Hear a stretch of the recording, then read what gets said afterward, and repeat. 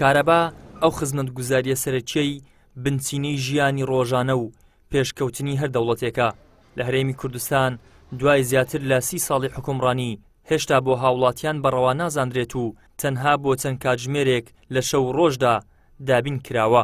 هاوڵاتیان دەڵێن بڕی پێدانی کارەبای نیشتیمانی یەکجار کەمە و مۆلیدەکان کارەبای زیاتر دەدەن بەهۆی شەوە هاوڵاتیان ناچارن پارەیەکی زۆرتر بە خاوەن مۆلیدەکان بدەن.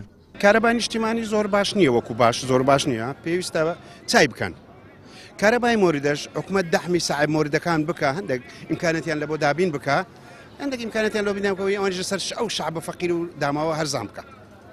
بەڕاستی کارەبایەکە وەکو با خراپن، هەردووچیان خراپن.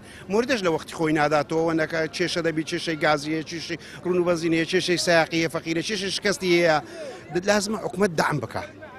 گازی بداتێ، هەندێک پێداویستی بلۆ دابین بکە لە بۆ سایق مۆریدەکان. ساحب مۆریدەکان غەڵەتە ئیشەکان. کارەبای مۆلدەکەی زیاتر لە کارەبای ڕئیسیەکەی. کارەبای مۆلدەکەش سعرەکەی فول بووە. تازە نەفەرەکە مەگەر بەخوای گوت پارەی ئەو مانگەم نەبووە بدەم. ئەو مانگەش بێت و دەبتە 2 مانگ. ئەمپێری 18000 4 ئەمپێر دەکات چەند؟ تقریبا نیو کری خانی دەکات. فەقیر لە چێ بینی؟ ئەی مۆلدەکەش ڕادەچێشی 4 ئەمپێر بەخوای نەتانجێس کارەبای پێ بکەی. نەتانی غەساری پێ بکەی. چاوەڕی کارەبای ڕئیسی بکەی. جارۆ سەعات 2 شێ بەخوای ماریمە غەساری دادەنینەوە. بە کارەبایەکە کە فیز دەکات. بەپێی ڕاگەیەندراوێکی ئەنجومەنی مۆلیدە ئەهلیەکان بە شێوەیەکی گشتی لە هەر ڕۆژێکدا 15 کاتژمێرونی و کارەبایان بە هاوڵاتیان داوە، بۆیە نرخی مۆلیدەکان لە نێوانی 14500 دینار بۆ 18750 دینار دیاری کراوە.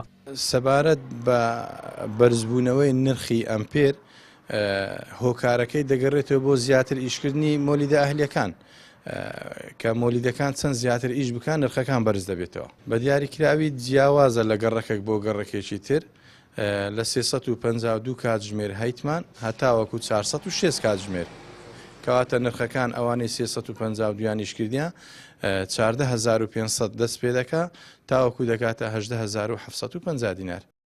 کەمی پێدانی کارەبای نیشتیمانی و کەمی بڕی ئەمپێرەکەی لە ڕێی فەرمانگەکانی دابەشکردنی کارەباوە بە هاوڵاتیان دەدرێت. وای کردووە بەشێک لە کارەکانی ناوماڵ و ئامێرە کارەباییەکان بە ناچاری لە کار بخرێن یاخود چەند ڕۆژێک چاوەڕێ بکرێت بۆ ئەوەی بتوانرێت کاریان پێ بکرێت.